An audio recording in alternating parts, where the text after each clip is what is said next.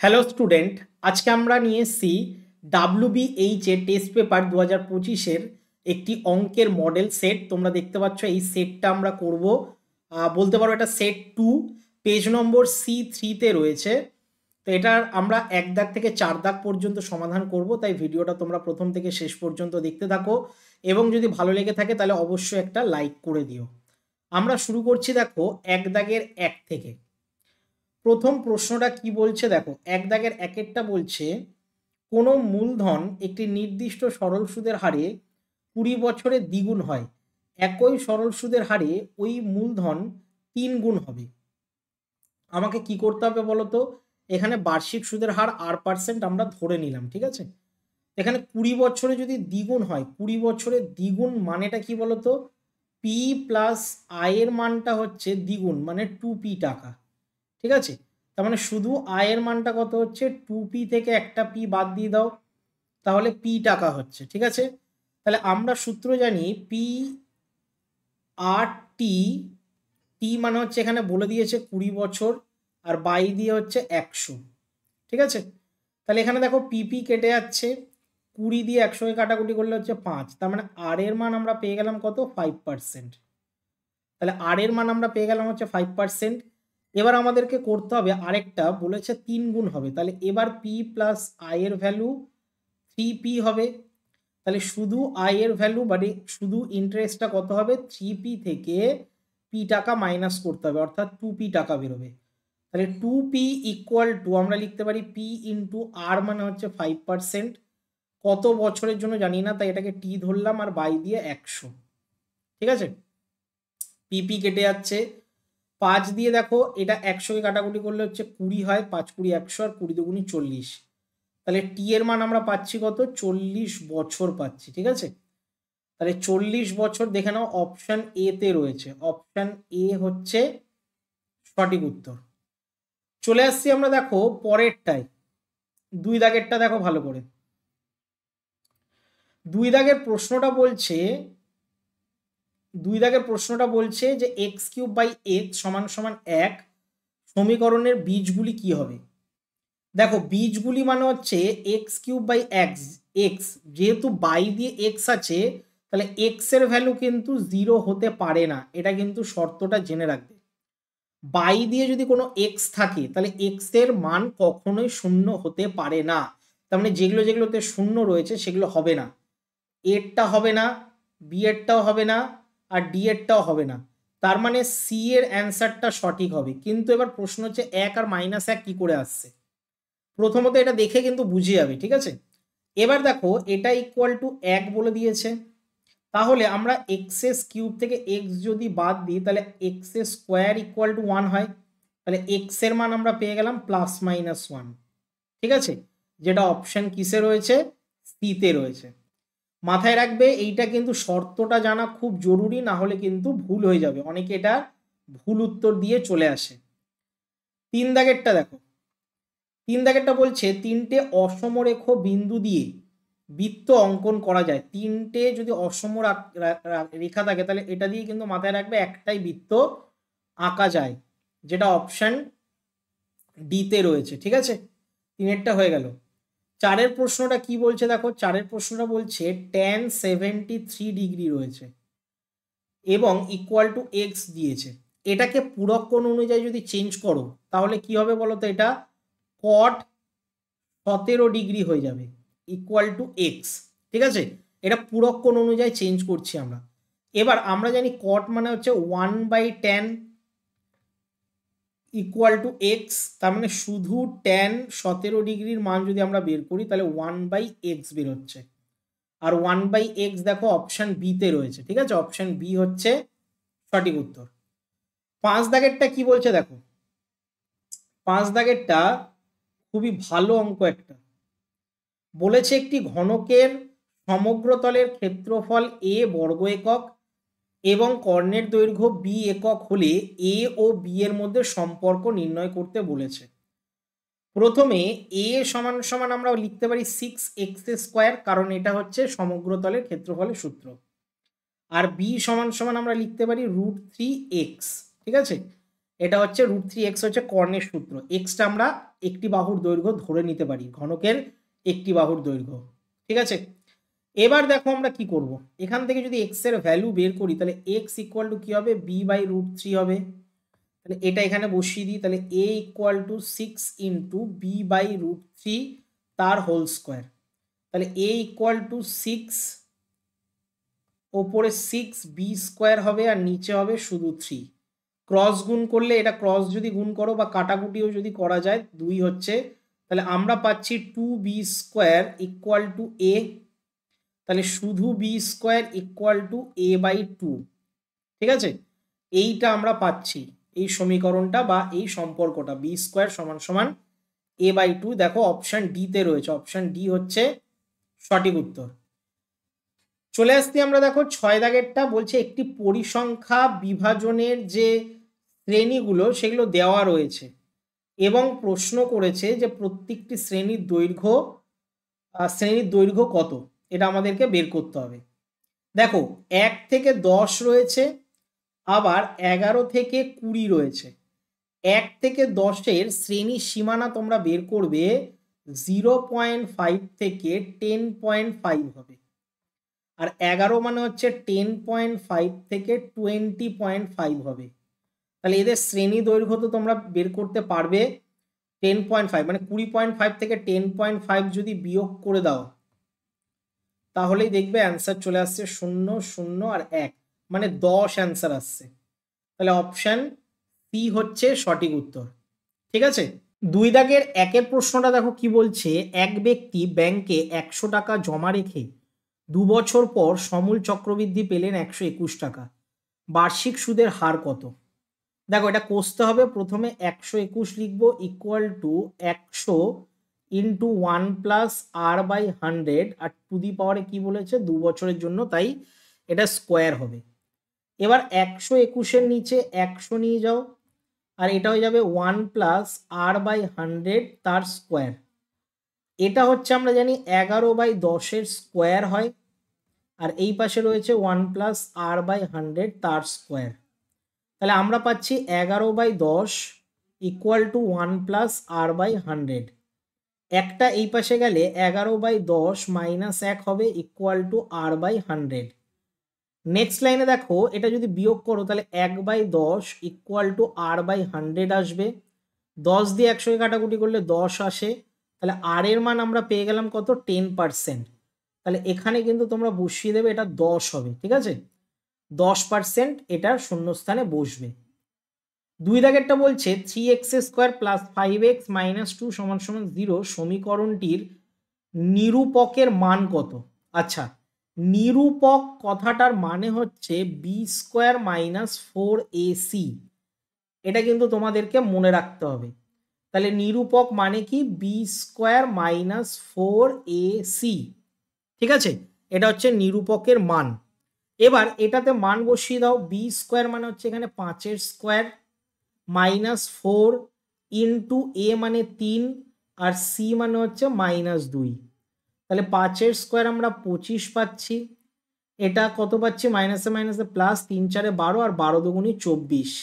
তাহলে 24 আর 25 যোগ করলে আমরা কত পাচ্ছি, 49। তাহলে এখানে তোমরা অ্যান্সারে বসিয়ে দাও, কত বসাবে, 49। ঠিক আছে, 3 দাগেরটা আমরা চলে আসছি, বৃত্তের কোন বৃহত্তম জ্যায়ের লম্ব সমদ্বিখণ্ডক ওই বৃত্তের কি হবে, কেন্দ্রগামী হবে, কেন্দ্রগামী। ঠিক আছে, কেন্দ্রগামী হবে।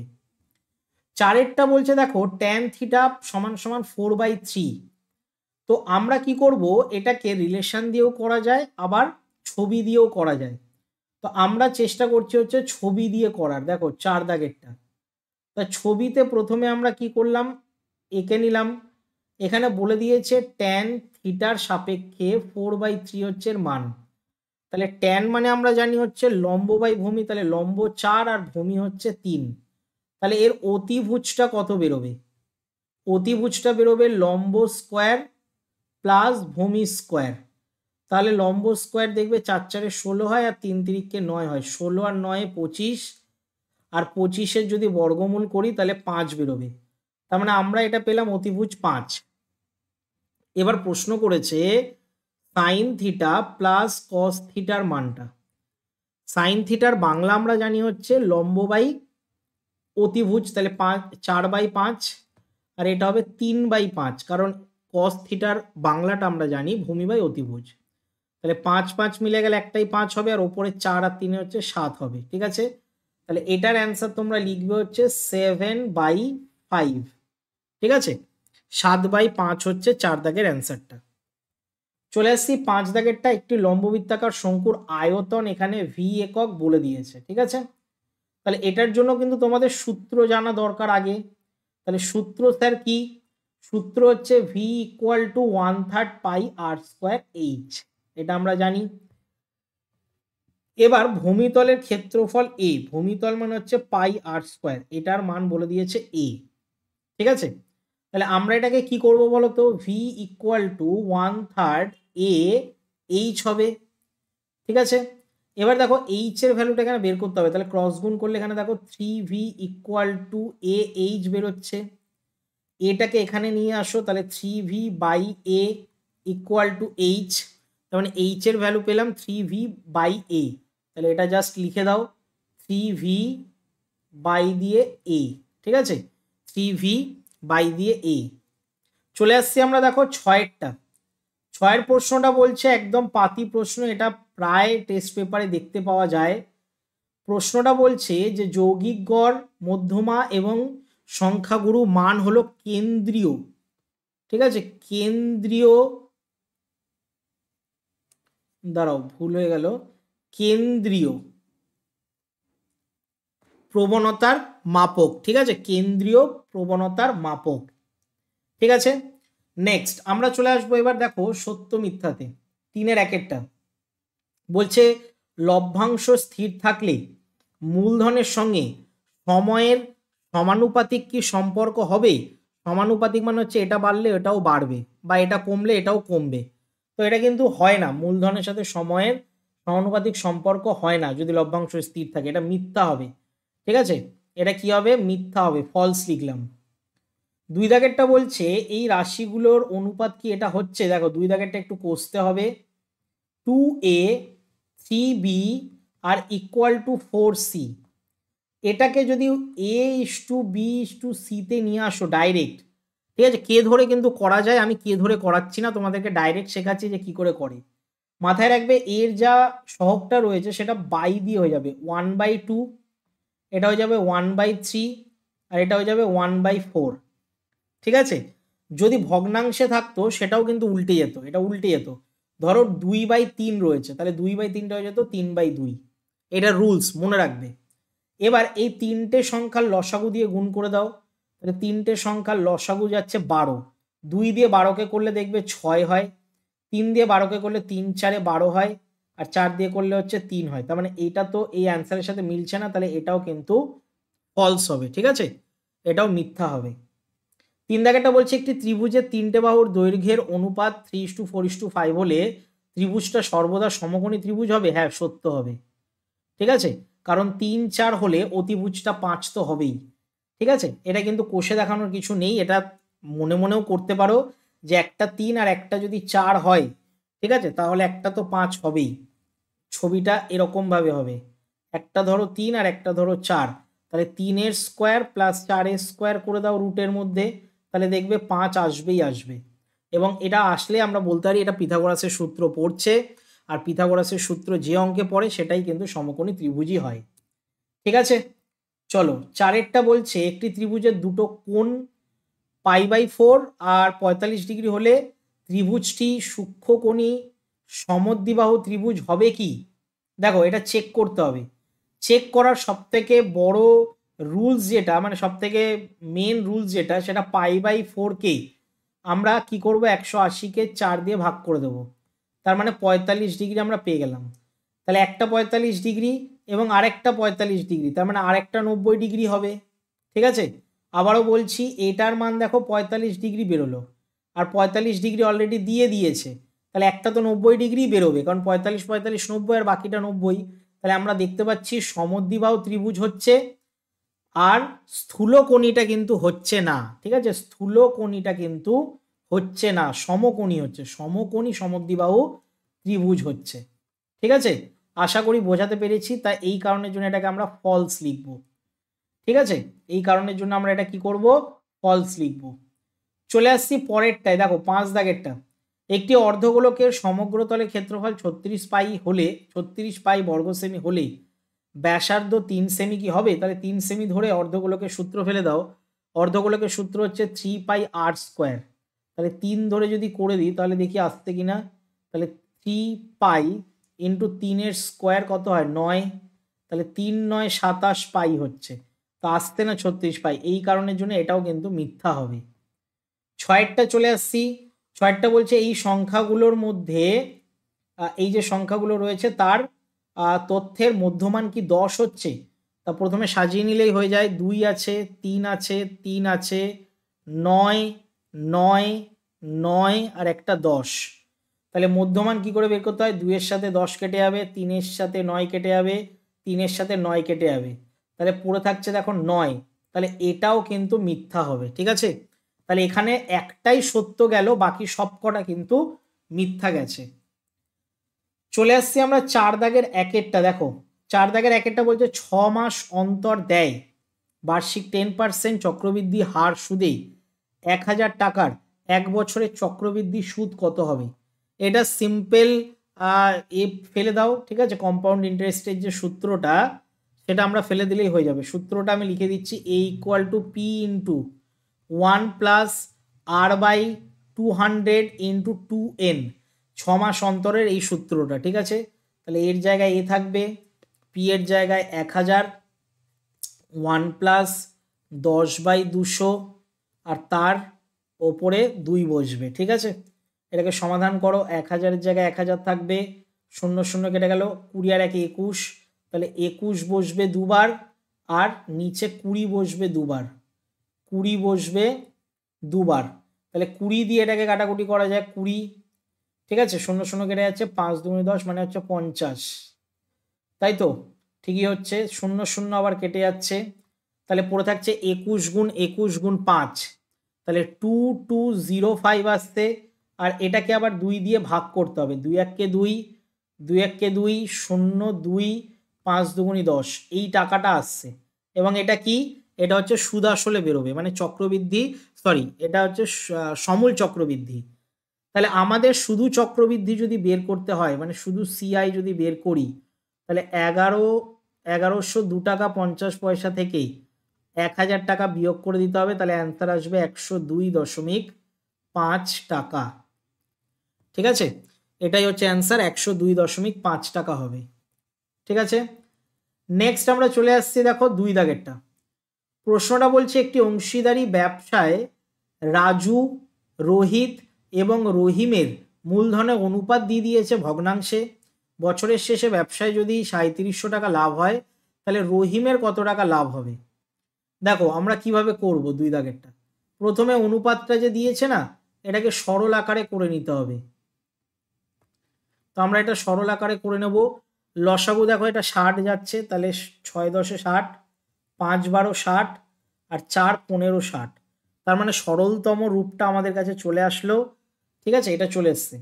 এবার আমরা জানি রহিমের যদি আমরা বের করি রহিম, তাহলে কি করতে হবে বলো তো? 3700 গুণ রহিমের তো 15, তাই 15 ওপরে, আর নিচে হচ্ছে আনুপাতিক ভাগার, মানে নিচে হচ্ছে অনুপাতের মোট সমষ্টিটা, অনুপাতের সমষ্টিটা বসে। তাহলে অনুপাতের সমষ্টি দেখো 37 বসছে, 37 দিয়ে 37কে কেটে গেলে ওপরে 100, 100কে 15 দিয়ে গুণ করলে হচ্ছে 1500।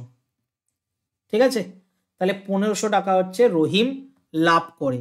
এটা অন্য কোনো যদি নামে দিত তাহলে সেটাও কিন্তু বের করতে পারতে, কারণ অনুপাত একবার জেনে গেলে যে কোনো অঙ্ক এটা করা যায় অংশীদারি কারবার থেকে।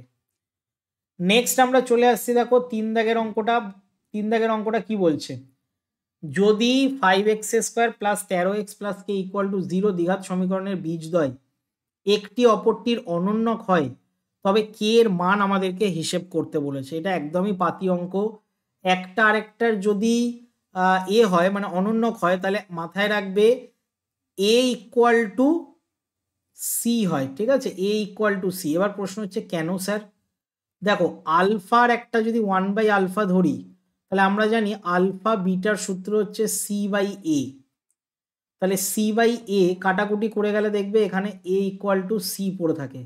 এটা কিন্তু মাথায় রাখবে, বা এটা মনেও রাখতে পারো যে অনন্যক হলে বীজদ্বয় পরস্পর অনন্যক হলে সবসময় সর্বদা এ ইকুয়াল টু সি হবে, মানে এক্স স্কোয়ার, এ মানে হচ্ছে এক্স স্কোয়ারের সহগ আর সি মানে হচ্ছে শুধু সংখ্যাটা, ধ্রুবক পদটা।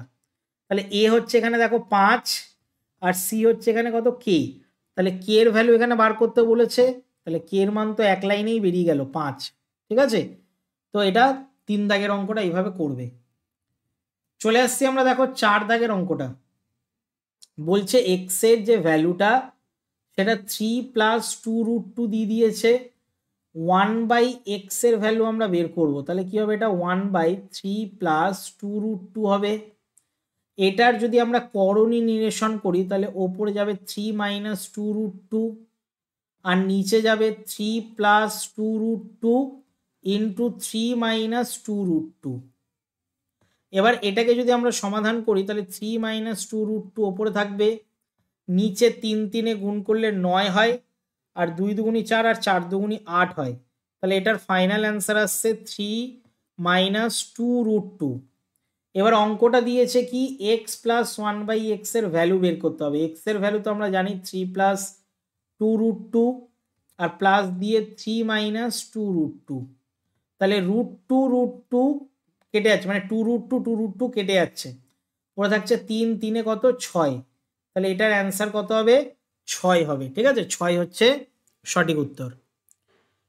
চলে আসছি আমরা দেখো 5 দাগেরটায়। 5 দাগেরটা একটা জ্যামিতির অঙ্ক। জ্যামিতির অঙ্কগুলো তোমাদের বারবার প্র্যাকটিস করতে হবে। ঠিক আছে, দেখো 5 দাগেরটা আমরা কি করব।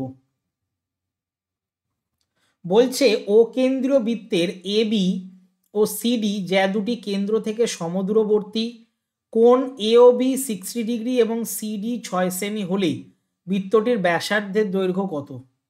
তো আমরা এখানে একটা বৃত্ত এঁকে নিলাম। এই বৃত্তটার এখান থেকে আর এখান থেকে বলে দিয়েছে একটা সমদূরবর্তী এ বি ও সিডি জ্যা রয়েছে, তার মানে এটার থেকে এটার দূরত্ব, এটার থেকে এটার দূরত্ব সেম। তো আমরা এটা সেম করব, কিন্তু এটা আমাদেরকে এইভাবে আঁকতে লাগবে। এটার নামকরণ করব এ, এটা বি, আর এটাকে নামকরণ করব সি আর ডি, আর এটার নামকরণ করব ও।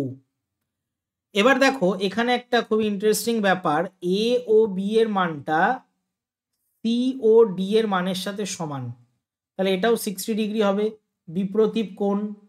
ঠিক আছে, এটার মান আর এটার মান সমান, কারণ এটা দুটোই বিপ্রতীপ কোণ। এবার দেখো আমরা জানি ও এর মান আর ও বির মান হচ্ছে সমান, তাহলে কোণ ও এ বি ইকুয়াল টু কোণ ও বি সি, এটার মান আমরা বের করতে পারি খুব ইজি, 120 থেকে 60 বিয়োগ করে 2 দিয়ে ভাগ, তাহলে এটাও আসছে দেখি 60 ডিগ্রি। তাহলে এই পুরো ত্রিভুজটা, ত্রিভুজ এ ও বি, এটা একটা সমবাহু ত্রিভুজ, তাই তো, কারণ তিনটে কোণের মানই তো 60 ডিগ্রি করে বেরোচ্ছে।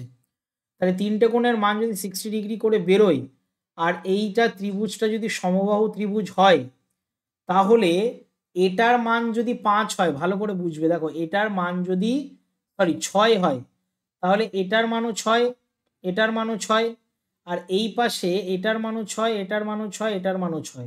তাহলে সুতরাং দিয়ে আমরা বলতে পারি যে বৃত্তটির যে ব্যাসার্ধটা সেটা আমরা 6 সেন্টিমিটার লিখে দেবো। ঠিক আছে, এইভাবে কিন্তু লিখতে হবে। এখানে সবকটা ব্যাসার্ধই কিন্তু 6 হবে, ইভেন যে ডিসি আর এবি যে আমরা জ্যাটা টেনেছি সেটাও কিন্তু 6 সেন্টিমিটার হবে। ঠিক আছে, চলে আসছি আমরা পরেরটায়। দেখো কি বলছে, 6 দাগেরটা বলছে পি কেন্দ্রীয় বৃত্তের উপর এবিসি তিনটে বিন্দু এমনভাবে অবস্থিত যে S A P C B একটি সামান্তরিক, কোণ এ পি সি এর মান নির্ণয় করতে বলেছে। কি করে মান নির্ণয় করব স্যার, প্রথমে আগে আমাদেরকে ছবিটা এঁকে নিতে হবে। তাহলে আমরা এখানে একটা বড় করে বৃত্ত এঁকে নিলাম, এখানে কেন্দ্র রয়েছে। এবার এখান থেকে আমাকে কি করতে হবে, একটা সামান্তরিক আঁকতে হবে। ঠিক আছে, এটার নামকরণ করলাম এ ও বি, আর এটা করলাম, এটা বি আর এটা করলাম সি। ঠিক আছে, ও এ বি সি, এটা একটা সামান্তরিক। এবার ভালো করে বুঝবে, এই যে কোণটা তোমরা দেখতে পাচ্ছ, এই যে নিচের যে কোণটা, এটাকে আমরা প্রবৃদ্ধ এপিসি বলতে পারি, এ ও সি বলতে পারি। তাহলে সরি, এটা ও তো নেই, এটা এ আছে, ঠিক আছে, পি আছে, আমি এটা ভুল করে ও দিয়ে দিয়েছি। তাহলে প্রবৃদ্ধ আমরা লিখতে পারি হচ্ছে এপিসির মানটা 2 গুণ এবিসির সাথে সমান, মানে এই কোণটার সাথে 2 গুণের সাথে সমান। কারণ কেন? কারণ এখানে যে এ আর সি যে বৃত্তচাপটা রয়েছে, বোঝা গেল, সেই বৃত্তচাপের ওপর এটা হচ্ছে কেন্দ্রস্থ কোণ, যেটা প্রবৃদ্ধ এপিসি, আর এটা হচ্ছে বৃত্তস্থ কোণ। তো আমরা জানি যে কেন্দ্রস্থ কোণ বৃত্তস্থ কোণের দ্বিগুণ হয়, এটা তো আমরা জানি। এবার দেখো, আমরা এই যে কোণটা, এই যে ভেতরের যে কোণটা রয়েছে, সেটাকে আমরা এক্স ডিগ্রি ধরে নিলাম। তাহলে এই কোণটা, এই যে প্রবৃদ্ধ এপিসি, এটার মান তাহলে কত বেরোবে? 360 ডিগ্রি মাইনাস এক্স আমরা লিখতে পারি, আর 2 গুণ, এবার 2 গুণ আমরা কি লিখবো? এটা যদি এক্স হয়, ঠিক আছে, তাহলে এই যে কোণটা, এই কোণটা এবিসি, সেটাও কিন্তু এক্স হবে, ঠিক আছে, এটাও কিন্তু কি হবে? এক্স হয়, মানে এটার বিপরীত কোণ সবসময় সমান হয়, ঠিক আছে। তাহলে এটা এক্স হবে। তাহলে প্রবৃদ্ধ এপিসির মানটা বের করলাম 360 ডিগ্রি থেকে এক্স বিয়োগ করে, কারণ এটা এক্স, আর 2ab যেটা এই যে কোণটা, সেটার মান কিন্তু আমরা এক্স ধরেছি, ঠিক আছে। তাহলে এবার এখান থেকে আমরা কি করব? এখান থেকে ভালো করে দেখো, 360 degree equal to 2x plus x হয়ে যাবে, অর্থাৎ 360 ডিগ্রি ইকুয়াল টু 3x হচ্ছে। তাহলে এক্স দিয়ে যদি 360কে আমরা ভাগ করি 3 দিয়ে, তাহলে 3 একে 3, 3 দুগুণে 6, 120 ডিগ্রি বেরোচ্ছে, ঠিক আছে। তাহলে আমরা এটা কি পাচ্ছি? 120 ডিগ্রি পাচ্ছি, ঠিক আছে। এটা হচ্ছে অ্যান্সার। এটাকে আরেকভাবেও করা যায়, যদি অন্য কোনো টেস্ট পেপার আমি করাই, তাহলে অন্য নিয়মেও শিখিয়ে দেবো, ঠিক আছে। আপাতত এটাই ব্রেনে হিট করলো, তো এটা করিয়ে দিলাম 6 দাগেরটা। এবার দেখো 7 দাগেরটা কি বলছে। একটি বৃত্তস্থ চতুর্ভুজের পরপর 3টে কোণের অনুপাত 1:2:3, প্রথম ও তৃতীয় কোণের মান কত? দেখো, বৃত্তস্থ চতুর্ভুজের একটা সূত্র আমরা জানি বা উপপাদ্য জানি, যে বৃত্তস্থ চতুর্ভুজের বিপরীত কোণগুলো সম্পূরক হয়, বিপরীত কোণগুলো। তাহলে আমরা যদি একটাকে এক্স ধরি, একটাকে 2x ধরি, আর একটাকে যদি 3x ধরি, তাহলে এক্স এর সাথে 3x যদি যোগ করে দিই, তাহলে আমরা 180 ডিগ্রি পেয়ে যাব। কারণ আমরা জানি যে বৃত্তস্থ যদি চতুর্ভুজ আমি আঁকি, তাহলে এ কোণের সাথে সি কোণ, মানে এই কোণের সাথে এই কোণটা পরস্পর সম্পূরক হয়, মানে যোগ করলে 180 ডিগ্রি হয়। তাহলে এখান থেকে 4x ইকুয়াল টু আমরা 180 ডিগ্রি পেয়ে গেলাম, আর এক্স 180কে 4 দিয়ে ভাগ করলে 45 ডিগ্রি আমরা পেয়ে গেলাম। তাহলে এক্স এর ভ্যালু এখানে কত? 45 ডিগ্রি। এবার চেয়েছে প্রথমটা, তাহলে ফার্স্ট কোণটা কত বেরোবে? এক্স আছে, মানে শুধু 45 বেরোবে, আর যেটা থার্ডে রয়েছে কোণটা, সেটার সাথে 3 গুণ রয়েছে, তাহলে 3 গুণ 45, অর্থাৎ 3 পাচ্ছে 15, 3 4 12, আর 1 13, 135 ডিগ্রি। তাহলে একটা 45 ডিগ্রি বেরোবে, আর একটা 135 ডিগ্রি বেরোবে, 45 আর 135, ঠিক আছে। এইভাবে করতে হবে তোমাদের অঙ্কটা। নেক্সট আমরা করব হচ্ছে ভি ডবল আই এর অঙ্কটা বলছে ট্যান 1 রয়েছে, তার পাশেই নিয়ে আসবো হচ্ছে ট্যান 89কে। আবার দেখো ট্যান 2 রয়েছে, তার পাশেই নিয়ে আসবো ট্যান 88কে। এরকম করতে করতে দেখবে একটা সময় ট্যান 45 আসবে, যার কোনো পার্টনার থাকবে না, ঠিক আছে। তো এটার পার্টনার নেই, বাকিগুলো সবকটা দেখো পার্টনার রয়েছে। এবার কি করবে বলো তো? ট্যান 1 ডিগ্রি থাকবে, আর পূরক কোণ অনুযায়ী এটা চেঞ্জ করে দেবে। তাহলে কি হবে? Tan 90 degree minus 1 degree. একইভাবে ট্যান 2 ডিগ্রি, আর এটা হয়ে যাবে tan 90 degree minus 2 degree, equal to করতে করতে ট্যান 45-এর জায়গায় ট্যান 45ই থাকবে। এবার দেখো এখানে হচ্ছে ট্যান 1 ডিগ্রি, আর এখানে হচ্ছে কট 1 ডিগ্রি, ঠিক আছে, ডিগ্রিগুলো কিন্তু মেনশন করবে।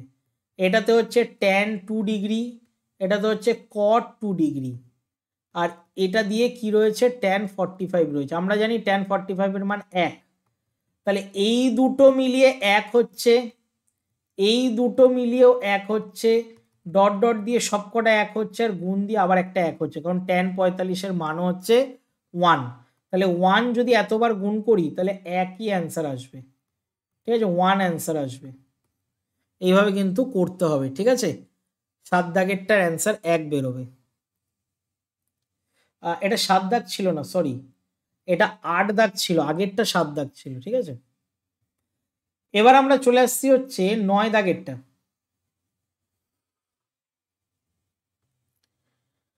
9 দাগের অঙ্কটা কি বলছে? 9 দাগের অঙ্কটা লেফট হ্যান্ড সাইড দিয়ে আমরা করব। এখানে রয়েছে 1 minus tan square 31 by √3 square আর 1 প্লাস 1 বাই √3 স্কোয়ার। তাহলে 1 বিয়োগ 1-এর 3 হচ্ছে, আর এটা 1 যোগ 1-এর 3 হচ্ছে।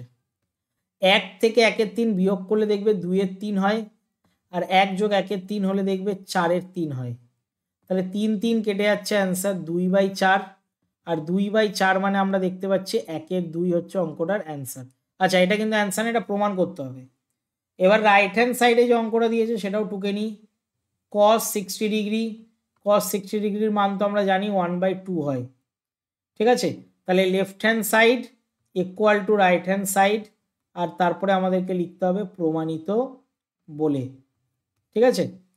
এইভাবে কিন্তু 9টা করতে হবে। 10-এরটায় আমরা চলে আসছি। 10-এরটা বলছে যে একটি লম্ববৃত্তাকার চোঙের উচ্চতা 14 সেমি বলে দিয়েছে, আর বক্রতলের ক্ষেত্রফল 264 বর্গ সেমি। চোঙটার আয়তন কত? দেখো, প্রথমে আমরা করব হচ্ছে 2πr/h, এটার ভ্যালু বলে দিয়েছে 264। তাহলে এখান থেকে আমরা πr/h এর ভ্যালু বের করব। 264 মানে হচ্ছে 2 দিয়ে ভাগ করলে 132, এটা বেরোবে 22/7, ঠিক আছে। ইন্টু দিয়ে আর এর ভ্যালু আমরা জানি না, আর ইন্টু দিয়ে 14 মানে হচ্ছে কত, সরি, এইচ এর মান হচ্ছে 14, তাহলে 132। তাহলে আর এর মান আমরা বের করবো 132 গুণ, এখানে কি যাবে, 7টা শুধু ওপরে যাবে, আর 22 আর 14টা নিচে বসবে। 22 দিয়ে এটাকে 11 দিয়ে কাটাকুটি যাচ্ছে, 11 কে 11, 11 দুগুণে 22, আর এটা হচ্ছে 11 দুগুণে 22, 2 দিয়ে আছে 6 দুগুণে 12। এবার আর এর মান আমরা কি করব, 7 7 কেটে যাচ্ছে, সরি 7 দুগুণে 14 কেটে যাচ্ছে, 2 দিয়ে 6কে কাটলে হচ্ছে 3। তাহলে আর এর মান আমরা পেয়ে গেলাম হচ্ছে 3। এবার সূত্র আরেকটা ফেলতে হবে, πr²h। পায়ের মান হচ্ছে 22/7, আর এর স্কোয়ার মানে হচ্ছে 3-এর স্কোয়ার, আর ইন্টু হচ্ছে 14। 7 দিয়ে 14কে কাটলে 2 হয়, 22 গুণ 9 গুণ 2, তাহলে 22 গুণ 9 গুণ 2 করলে দেখবে 396 ঘন সেমিতে অ্যান্সার আসছে, ঠিক আছে। একক লিখতে কিন্তু ভুলবে না, কারণ এককটা খুব জরুরি। চলে আসছি আমরা এরপরে 10 দাগেরটা। দেখো,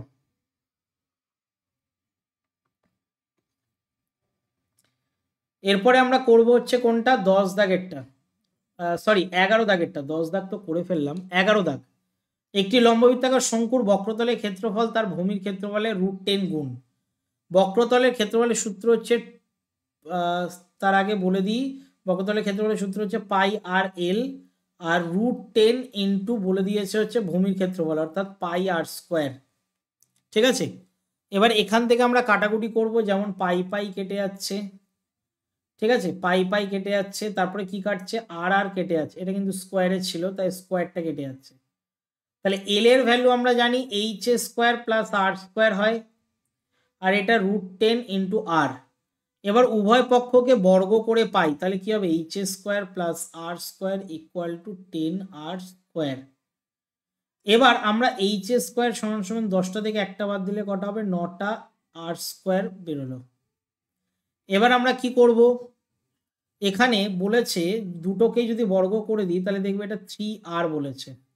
তাহলে প্রশ্ন করেছিল যে শঙ্কুটার উচ্চতা ওর ভূমির ব্যাসার্ধের কি 3 গুণ হচ্ছে, একদমই হচ্ছে, ঠিক আছে, প্রমাণিত বলে লিখে দেবে।